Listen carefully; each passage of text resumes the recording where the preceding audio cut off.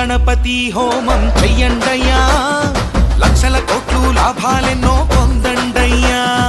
లక్ష్మీ గణపతి హోమం చెయ్యండయ్యా, లక్షల కోట్లు లాభాలెన్నో పొందండయ్యా.